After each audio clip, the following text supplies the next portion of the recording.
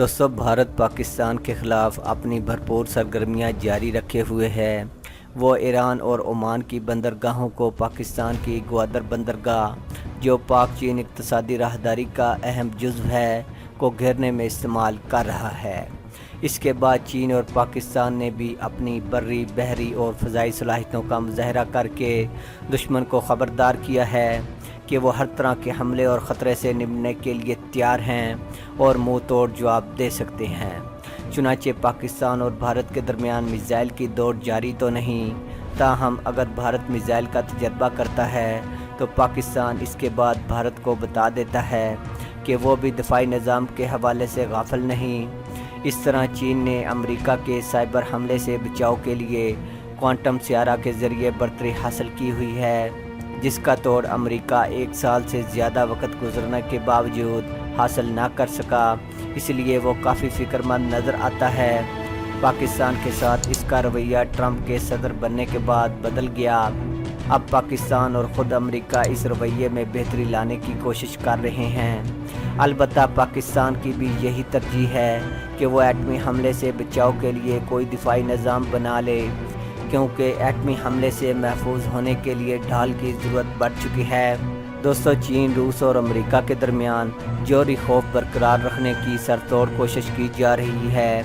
काबिल भरोसा मिसाइल ढाल बनाने की कोशिशों में तेज़ी आ चुकी है, जो तीनों ममालिक के लिए एक चैलेंज है, क्योंकि कोई भी मिसाइल ढाल बनाने में ताहाल कामयाब नहीं हो सका। फिर अमेरिका के ऐलान शुदा हथियारों से बेहतर या अमेरिका जैसे हथियार और मिसाइलों के इसके मद्दे मुकाबल क़ुव्वतों ने तजर्बात करना शुरू कर दिए हैं। इसलिए अचानक एटमी मिसाइल ढाल बनाने की कोशिशों में तेज़ी आ चुकी है और ये ख्याल किया जा रहा है कि कोई खौफ मौजूद नहीं जो किसी मुल्क को इस हमले करने से रोक सके। मॉस्को और बीजिंग ने हाल ही में अपनी सलाहियतों का मुज़ाहरा किया है। रूसी सदर व्लादिमीर पुतिन का कहना है कि रूस ने इंतहाई तबाहकुन एटमी हथियार तैयार कर लिए हैं और ये जदीद तरीन एटमी मिसाइल दुनिया में कहीं भी इस्तेमाल किया जा सकते हैं, जबकि इन मिसाइलों को अमेरिकी दिफाई निज़ाम भी नहीं रोक सकेगा। दोस्तों, एक वीडियो में रूस के मिसाइलों को बहरे ओकियानूस को पार करते दिखाया गया है।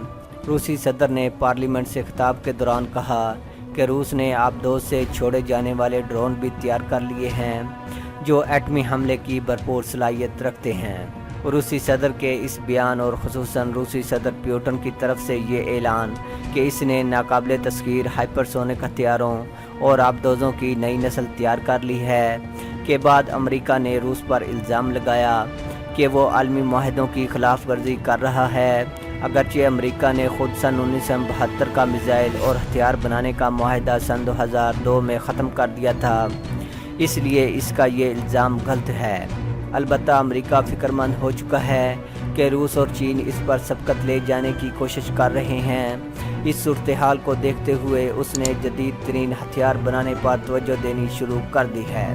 अमेरिका, जो दुनिया के कई मुल्कों में खून रेजी और खाना जंगी को हवा देता रहा और वादा खिलाफी करता रहा, याद रहे कि अमेरिका ने रूस के साबिक सदर गोर्बाचोव से वादा किया था कि वो सोवियत यूनियन के टूटने और 15 ममालिक को आज़ाद करने के बाद रूस को मज़ीद मुश्किलात में नहीं डालेगा।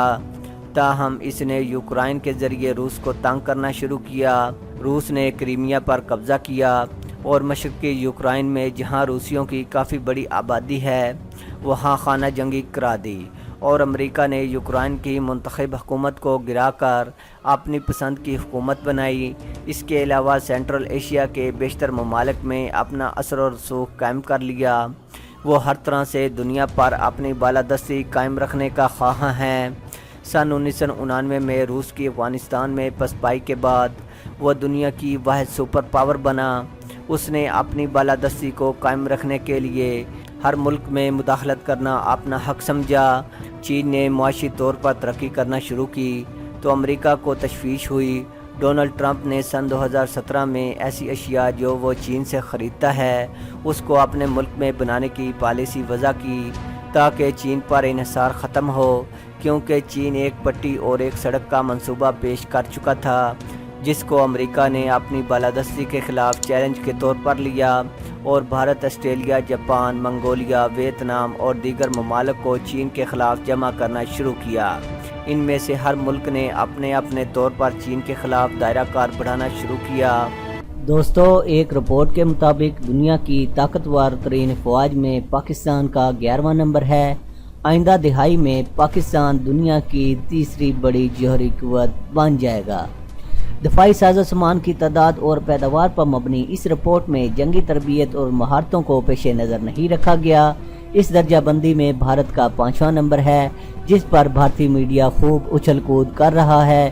حالانکہ اس میں اس بات کو پیش نظر نہیں رکھا گیا کہ کس ملک نے کتنی جنگیں کس سطح پر لڑی ہیں اور اس کی کامیابی کا تناسب کیا ہے۔ پاکستان کی دفاعی صلاحیت کے حوالے سے پہلے بھی عالمی ذرائع ابلاغ میں خبریں نشر ہوتی رہتی ہیں، خصوصاً پاکستان کی میزائل ٹیکنالوجی جو جدید ترین ہونے کے ساتھ ساتھ جوہری صلاحیت کی بھی حامل ہے۔ اس سے دنیا کے طاقتور ممالک پاکستان کو ایک قریب ترین طاقتور مد مقابل کے طور پر جاننے لگتے ہیں۔ جنوبی ایشیا میں بھارت کی غیر معمولی عسکری تیاریوں اور اسرائیل و امریکہ سے عسکری معاہدوں کی وجہ سے خطے کے تمام ممالک اپنے آپ کو ایک خطرے میں محسوس کرتے ہیں، لیکن پاکستان کی دفاعی اور عسکری صلاحیتوں کا اعتراف جب عالمی سطح پر کیا جاتا ہے تو بھارت کی داغ کمزور پڑ جاتی ہے۔ مذکورہ رپورٹ میں صرف جنگی ساز و سامان کو پیش نظر رکھ کر درجہ بندی کی گئی ہے۔ اس کی رو سے بھی 11واں نمبر بننا پاکستان کی ایک بڑی عالمی طاقت ہونے کی دلیل ہے، لیکن اگر اس بات کو پیش نظر رکھا جائے کہ گزشتہ 30 سالوں میں پاکستان نے دو بڑی عالمی طاقتوں امریکہ اور سوویت یونین کی مہم جوئیوں کو بھی بڑی مہارت کے ساتھ ہینڈل کیا ہے۔ یہ ایک طویل جنگی مہارت اور تجربہ ہے جو پاکستانی فوج اور اس کے خفیہ اداروں کے پاس ہے۔ یہ روس اور امریکہ سمیت کسی بڑی طاقت کے پاس نہیں ہے۔ در حقیقت سوویت یونین اور امریکہ اس کے اتحادی افغانستان سے اصل دلچسپی نہیں رکھتے تھے۔ روس تو افغانستان کو ایک گزرگاہ کے طور پر اپنے زیر قبضہ لانا چاہتا تھا تاکہ پاکستان کے گوادر ساحل کے ذریعے وہ دنیا کے وسط تک پہنچ کر گرم سمندروں میں اپنا اثر و رسوخ قائم کرے۔ بحری راستے اس دور میں تجارت اور عسکریت دونوں حوالوں سے نہایت اہم ہیں۔ روس ایشیا کے مشرق سے مغرب تک پھیلے ہوئے ہونے کے باوجود اس نعمت سے محروم تھا کہ اس کا اکثر حصہ قطب شمالی سے ملتا ہے، جہاں سمندر تو ہیں لیکن جمے ہوئے ہیں، اور دیگر وسطی ایشیائی ممالک جن پر سوویت یونین نے قبضہ کر رکھا تھا ان میں کوئی بھی بین الاقوامی سمندروں سے نہیں ملتا۔ اس لیے روس کی شدید مجبوری تھی کہ وہ گوادر کے ذریعے بین الاقوامی سمندروں تک پہنچ سکے۔ امریکہ اور اس کے اتحادیوں کا ظاہری بہانہ تو دہشت گردی ہے، لیکن حقیقت یہ ہے کہ امریکہ اس خطے میں دہشت گردی کو ایک جواز کے طور پر ہدف میں رکھ کر آیا۔ اس مہم جوئی کا اصل مقصد بھی پاکستان کا ساحل اور گوادر پورٹ تھا، جس کا ٹھیکہ امریکہ کی شدید مخالفت اور دھمکیوں کے باوجود پاکستان نے چائنا کو دے دیا تھا۔ امریکہ یہ منصوبہ کسی طرح چلنے نہیں دینا چاہتا تھا اور اب بھی اس پر راضی نہیں ہے۔ امریکہ چاہتا تھا کہ ایشیا کا یہ اہم ترین دروازہ اس کے زیر تسلط ہو تاکہ اس خطے میں امریکی بالادستی اور تجارتی مفاد کو سہارا مل سکے۔ پاکستان نے امریکی ناراضگی کو نظر انداز کر کے چائنا کو ٹھیکہ دے دیا۔ امریکہ نے اس منصوبے کو ناکام بنانے کے لیے خطے میں مداخلت کرنے کو اپنے مفادات کے تحفظ کے لیے ضروری قرار دے دیا اور اپنے اتحادیوں سمیت افغانستان میں آدم کا۔ اس کی آمد کے بعد پاکستان میں شدید بد امنی شروع ہوئی۔ اس سب کے پیچھے امریکہ اور بھارت تھا، یہاں تک کہ پاکستان کو ایک ناکام ریاست کے طور پر دیکھا جانے لگا، لیکن قدرت کو کچھ اور منظور تھا۔ 10-12 سال کی مہم جوئی کے بعد امریکہ اور اس کے اتحادیوں کو یہ اعتراف کرنا پڑا کہ وہ پاک چائنا تجارتی معاہدوں کی راہ میں دیر تک نہیں ٹھہر سکتے۔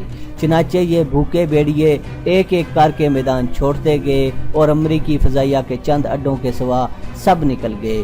امریکہ نے افغانستان میں بیٹھ کر بھارت کی حمایت سے پاکستان کو کمزور کرنے اور گوادر ساحل کے معاہدوں سے واپسی پر مجبور کرنے کے لیے جتنے بھی پتے کھیلے وہ سب بری طرح پٹ گئے اور امریکہ اور بھارت دونوں کو افغانستان میں کی گئی بھاری سرمایہ کاری مہنگی پڑ گئی۔ پاک چائنا اقتصادی راہداری کا منصوبہ چائنا کو تو یقیناً غیر معمولی تقویت دینے کے باعث ہے۔ پاکستان بھی اس منصوبے سے معاشی حوالے سے اتنا آگے نکل جائے گا کہ وہ دنیا کو حیران کر دے گا۔